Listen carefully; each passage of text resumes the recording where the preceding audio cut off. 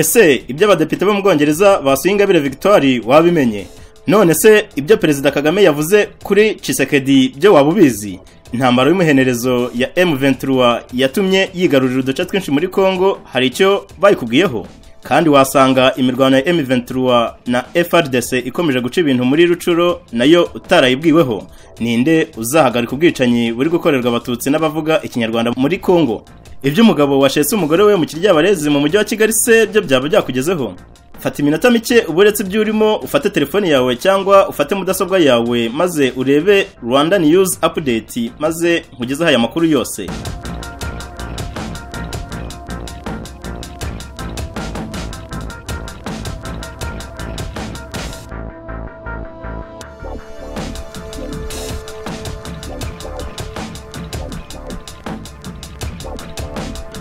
Reka aya makuru yose tuyahereye ku badepite bo mu Bwongereza basuye Ingabire Victoire. Abadepite bo mu Bwongereza baje mu Rwanda kwitabira inama ya Commonwealth basuye Ingabire Umuhoza Victoire utavuga rumwe n'ubutegetsi bw'u Rwanda.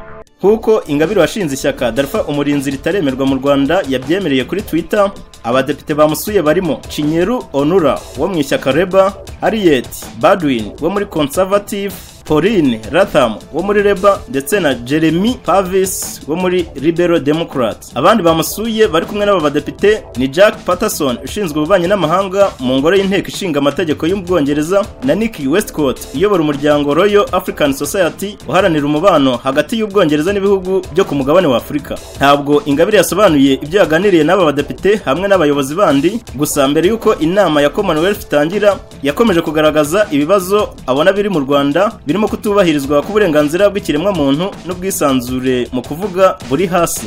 Dukomeje muri Repubulika Iharanira Demokarasi ya Congo, M23 yashwiragije ingabo za leta ya Congo yigarurira umupaka wa Kitagoma. Umutwe M23 wemeje ko wamaze gufata umupaka wa Kitagoma nyuma y'imirwano ikomeye yawuhuje n'igisirikare cya Repubulika Iharanira Demokarasi ya Congo FARDC. Uyu mupaka wa Kitagoma uri mu birometero 20 uvuye ku mupaka wa Bunagana nawo ugenzurwa n'umutwe wa M23. No mupaka uhuza Repubulika Iharanira Demokarasi ya Congo n'igihugu cya Uganda ukunzwe gukoreshwa n'abaturage b'ibihugu byombi. Urugendo rwo gufata uyu mupaka rwabaye mu rugamba rw'amasasu menshi rwatwaye amasaha asaga 9. Ingabo za leta zagerageje kwirwanaho ariko birangira zikwiye imishwaro. Usibye umupaka wa Kitagoma, M23 yigaruriye uduce twa Bikenge na Shangi muri grupema ya Bweza muri teritwari ya Rucuro. Umuvugizi w'umutwe wa M23 Major Wiringoma yavuze ko uretse abasirikare ba FARDC bataye urugamba hari abandi bivanze n'abaturage kuri ubu abarwanyi be bakaba barimo kugenzura Kitagoma. Ubuyobozi bw'intara ya Kivu y'Amajyaruguru bwatangaje ko bibujijwe gukoresha umupaka wa Bunagana, bityo abazawukoresha bazafatwa nk'abakorana n'umwanzi. Namubwiye inshuro nyinshi kari kwihunza inshingano. Aya ni amagambo ya Perezida Kagame avuga ku birego bya Tshisekedi. Perezida Paul Kagame yatangaje ko yabwiye inshuro nyinshi mugenzi we wa Repubulika Iharanira Demokarasi ya Congo Felix Antoine Tshisekedi ko kuvuga ko u Rwanda rurwo ruri guhungabanya umutekano w'igihugu cye ari ukwihunza inshingano ze nk'umukuru w'igihugu. Perezida Kagame yabigarutseho mu kiganiro yatanze mu nama itegurwa na leta ya Qatar yiga ku ishoramari. Ni ikiganiro cyagarukaga ku bukungu bw'u Rwanda aho Perezida Kagame yavuze ku ngingo zirimo amasezerano y'u Rwanda na Qatar mu bijyanye no gutwara abantu n'ibintu mu kirere, ikibazo cy'abimukira bo mu Bwongereza, ibibazo by'Uburusiya na Ukraine n'ibindi. Perezida Kagame yavuze ko ikibazo kiri mu burasirazuba bwa Congo gishingiye ku makimbirane amaze imyaka irenga 20 gihora kigaruka umunsi ku wundi ku buryo hari n'ibintu bigenda bivangwa. Yatanze urugero rw'ikibazo cy'abanyekongo bafite inkomoko mu Rwanda uko cyagiye gikemurwa muri Repubulika Iharanira Demokarasi ya Congo, avuga ko byari bikwiye kwitabwaho mu buryo bwihariye niba iki gihugu cyarashakaga ko gikemuka burundu. Perezida Kagame yavuze ko muri Repubulika Iharanira Demokarasi ya Congo hari imitwe ifite inkomoko mu gihugu nubwo imwe ifite igisanira mu Rwanda. Hari kandi umutwe wa FDLR washinzwe n'abasize bakoze genocide mu Rwanda ugihungabanya umutekano.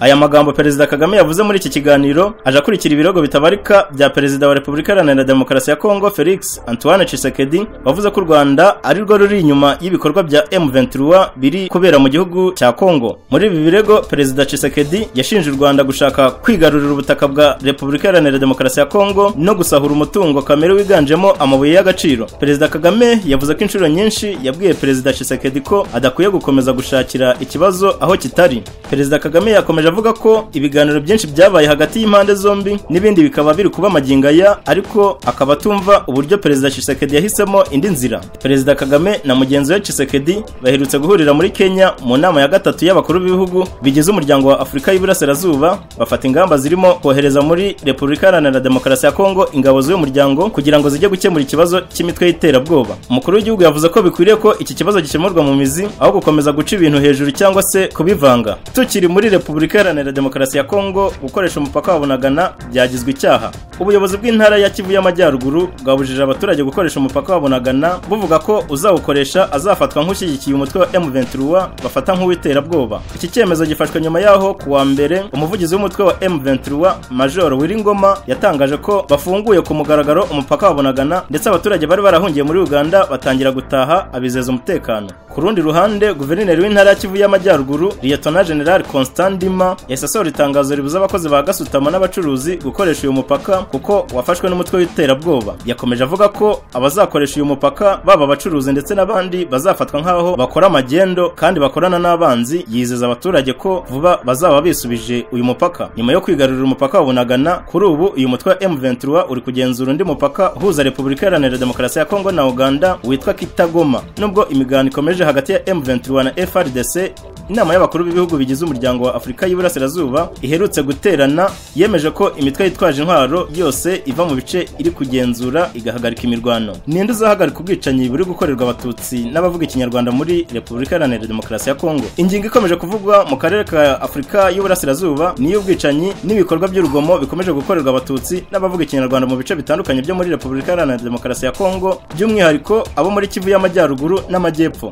Ni ibikorwa by'iyicarubozo biteye agahinda byakajije umurego bw'ingabo z'icyo gihugu FARDC zifatanyije n'umutwe w'iterabwoba FDLR zashoraga intambara ku mutwe wa M23, umwe mu mitwe ibarizwa mu mashyamba y'iki gihugu. Kuva iyo ntambara yatangira ndetse M23 igafata ibice bimwe byagenzurwaga n'ingabo za FARDC, abaturage b'icyo gihugu bavuga ikinyarwanda by'umwihariko bo mu bwoko bw'abatutsi batangiye guhigwa bukware, bamwe baricwa abandi bavanwa mu byabo birasahurwa. Ku mbuga nkoranyambaga hakomeje kugaragara amashusho n'amafoto agaragaza abaturage ba Repubulika Iharanira Demokarasi ya Congo bafite imihoro n'izindi ntwaro gakondo, aho bari guhiga bagenzi babo bavuga ikinyarwanda, bakabatema, bakabatera amabuye, abagore bakabambura imyenda, bakabakubita mu myanya y'ibanga n'ibindi bikorwa by'iyicarubozo. Ikibazo gikomeje kwibazwa na bamwe mu bakurikiranira hafi ibibazo by'umutekano muke mu burasirazuba bw'iki gihugu n'uburyo leta ya Congo irangajwe imbere na Felix Antoine Tshisekedi ikomeje kurebera ubu bwicanyi burimo gukorwa n'abaturage kuri bagenzi babo ibintu bishobora kuvamo jenoside. Abavuga ko ubu bwicanyi bushobora kuvamo jenoside babiterwa no kubona abaturage bahiga bagenzi babo babaziza ko ari abo mu bwoko bw'abatutsi,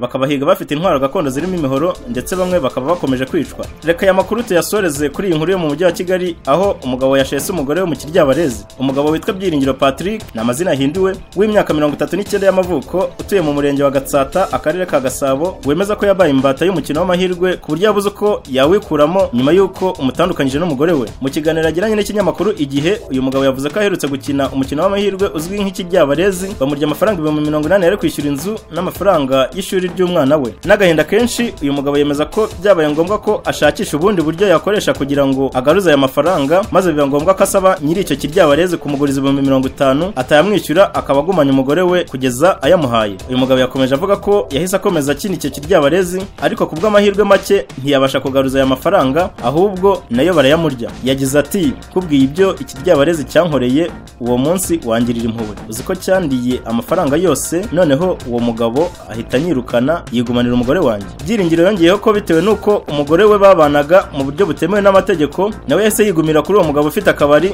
n'Ibiryabarezi ku buryo namusigiye umwana w'imyaka 7 bari bafitanye. Yongeyeho ko uwo mugabo yashatse gushyira uwo mugore w'umwana aramutsembera ngo ntiyabona ubushobozi bwo kumurera. Yakomeje avuga ko nta kintu kimubabaza nk'iyo yibutse uburyo umugore we yamukiniye urusimbi. Yakomeje avuga ko nta kintu kimubabaza nk'iyo yibutse uburyo umugore we yamukiniye urusimbi. Aboneraho gusaba abakina imikino y'amahirwe kwirinda kuyikunda kugira ngo itazabasenyera nk'uko yamusenyeye.